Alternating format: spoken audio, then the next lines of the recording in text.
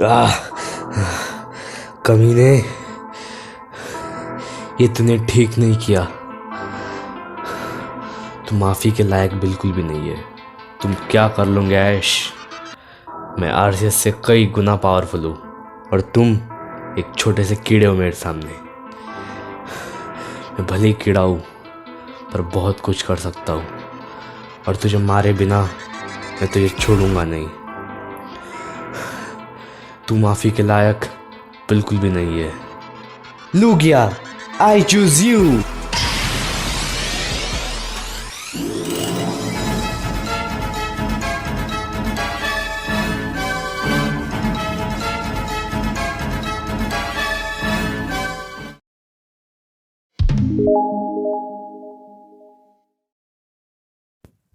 एक हफ्ता हो गया। ऐश अब तक बेहोश है।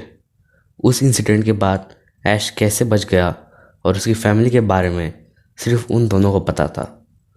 उस अटैक के कुछ समय बाद जब मिस्टी और ब्रॉक ऐश और सेरेना से मिलने जा रहे थे, तब उन्हें घायल ऐश, लुइस और सेरेना मिलते, जिन्हें वो जल्दी से पैलेट टाउन के पोकेमॉन सेंटर में ले जाते।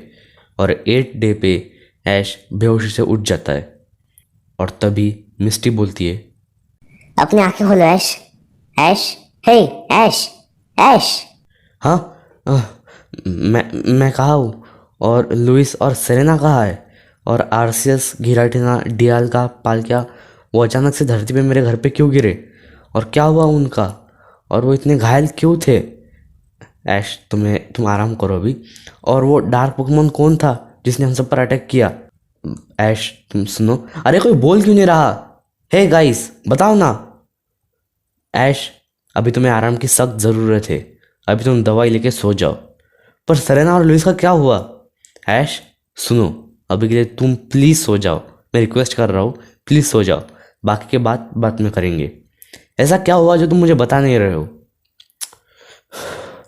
आखिर तुम समझते क्यों नहीं ऐश? हम तुम्हें समझाने की कोशिश कर रहे हैं कि सो जाओ, हम कल बात करेंगे, तो तुम मान क्यों नहीं रहे? You are such a stubborn I have ever discovered in my life. अच्छा, गुस्सा मत हो। ठीक है, मैं सो जाता हूँ, पर मुझे कल किसी भी हालत में इन सब चीज़ों का पता लगाना होगा। ऐश को अब तक कुछ भी पता नहीं था कि ये सब क्या हो रहा था, पर ब्रॉक की एडवाइस से वो सो जाता है। एंड देन उसे नाइटमेयर्स भी आने लगे। एंड उस रात उसके ड्रीम में आरसीएस और हो आए, क्योंकि उसे कुछ बताने की कोशिश कर रहे थे, पर वो कुछ समझ नहीं पा रहा था। एंड इतने में उसकी आँख खुल गई। गुड मॉर्निंग ऐश।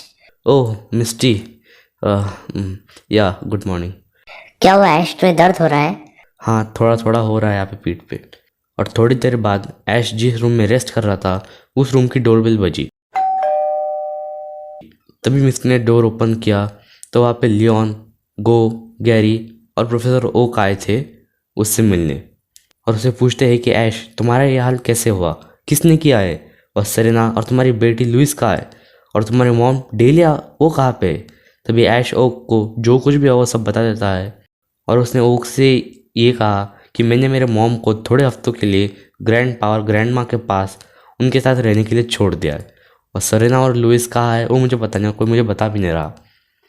तभी ब्रॉक आता है और ऐश को बोलता है कि ऐश, मैंने डॉक्टर से बात कर ली है और आज शाम को तुम घर जा सकते हो।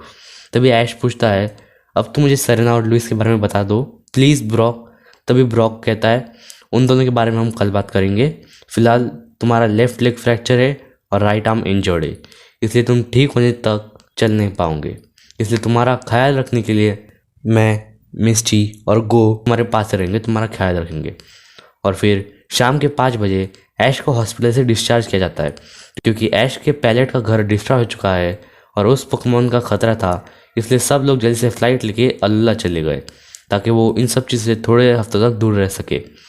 और पूरे 8 घंटे की ट्रैवलिंग के बाद वो पहुंचते हैं प्रोफेसर कुकुई के घर। प्रोफेसर ओक ने पहले ही अपने कज़न सैमसन ओक को सब कुछ बता दिया था, और सैमसन ने कुकुई को बता दिया था कि क्या हुआ ऐश के साथ। इसलिए वो जल्दी से ऐश को बेडरूम में लेके जाते हैं। तभी कुकुई ऐश को कहता है, ऐश, अभी के लिए तुम जल्दी से खाना खा के सो जाओ, हम कल बात करेंगे। एंड ऐश सो जाता है। और आज भी उसके ड्रीम में हो एंड आरसीएस आए, क्योंकि उसे कुछ बताने की कोशिश कर रहे थे, पर उसे कुछ समझ नहीं आ रहा था। और तभी ऐश का जो हो फेदर है वो ग्लो करने लगा। और सुबह होते ही ऐश जल्दी से फ्रेश हो जाता है एंड ब्रॉक से पूछता है कि अब मुझे सब कुछ जानना है कि इन 9 दिनों में क्या हुआ। तो ब्रॉक प्रोफेसर ओक को वीडियो कॉल करके सेरेना और लुइस को दिखाने के लिए कहता है। एंड देन ऐश देखता है कि सेरेना और लुइस उस अटैक को झेल नहीं पाए और उस अटैक से वो काफ़ी घायल हो चुके थे, ज़्यादा कि उनकी स्किन भी काफ़ी ख़राब हो चुकी थी और अब उन दोनों के पास सिर्फ 20 दिन का वक्त बचा है। अगर उनका ऑपरेशन 20 दिन के अंदर नहीं किया गया तो वो बच नहीं सकते। ये सब देख के ऐश को काफ़ी गुस्सा और रोना भी आ रहा था, पर वो कुछ कर भी नहीं सकता था। ऐश के दोस्तों ने काफ़ी सारे डॉक्टर से हेल्प मांगी और कोई भी उनकी हेल्प नहीं कर पा रहा था, क्योंकि किसी भी डॉक्टर को कुछ समझ नहीं आ रहा था कि वो क्या कर सके। पर उसके दिमाग में ये ख्याल आया कि उस पावरफुल हमले से उन्हें किसने बचाया।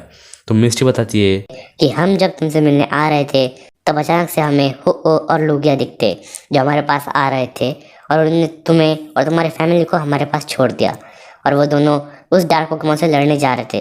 पर तभी वो अचानक से डियागा को लेकर गायब हो गया। और तभी ऐश पूछता है कि भला उस पोकेमॉन को आर्सियस से क्या लेना देना था और उसने डियागो को लेके क्यों गायब हो गया। तभी ब्रॉक बोलता है ये सब तो मुझे नहीं पता। और इतने में कुगई के यहाँ उसका बेटा रश घर वापस आ जाता है, जो कि जल्दी ओल्ला लीग में पार्टिसिपेट करने वाला होता है। जैसे ही वो घर में आता है वो सब लोगों को देख के थोड़ा शॉक में आ जाता है और वो अपनी मॉम से पूछता है कि ये सब लोग अचानक से हमारे घर पे कैसे आए। और ऐश को देख के वो थोड़ा सरप्राइज हो जाता है, क्योंकि जल्दी वो अल्लाह चैंपियन ऐश केचम से बैटल करने वाला था। तो कोई रश को भी सब कुछ बताता है कि क्या हुआ ऐश के साथ पैलेट टाउन में। और ऐश को देख के रश को तभी कुछ याद आता है कि रास्ते में किसी अनजान आदमी ने उसे एक चिट्ठी दी थी और कहा था कि इस चिट्ठी को सही सलामत अपने घर ले जाओ और सिर्फ ऐश केचम के अलावा किसी को भी ये देना मत। तो तभी रश पूछता है कि ऐश तो पैलेट टाउन में है। तभी वो अनजान आदमी वहाँ से गायब हो गया और उसे लगा कि वो कोई पागल होगा और इसलिए कुछ भी बड़बड़ा रहा होगा। और उसने वो चिट्ठी घर लाई एंड देन वो ऐश केचम को चिट्ठी उसने दे दी। ऐश ने चिट्ठी खोली, तभी उसका हो फेदर ग्लो होने लगा और सब थोड़ा शॉक में आ गए। और चिट्ठी पढ़ते ही वो शॉक में चला गया। तो गो उससे पूछता है कि हे ऐश, क्या हुआ तुम ऐसे, तुम शॉक में क्यों चले गए? हमें बताओ उस चिट्ठी में क्या लिखा है, ऐसा क्या लिखा है उस चिट्ठी में कि तुम सदमे में चले गए। तभी ऐश सदमे में चिट्ठी पढ़ता है और उसमें लिखा था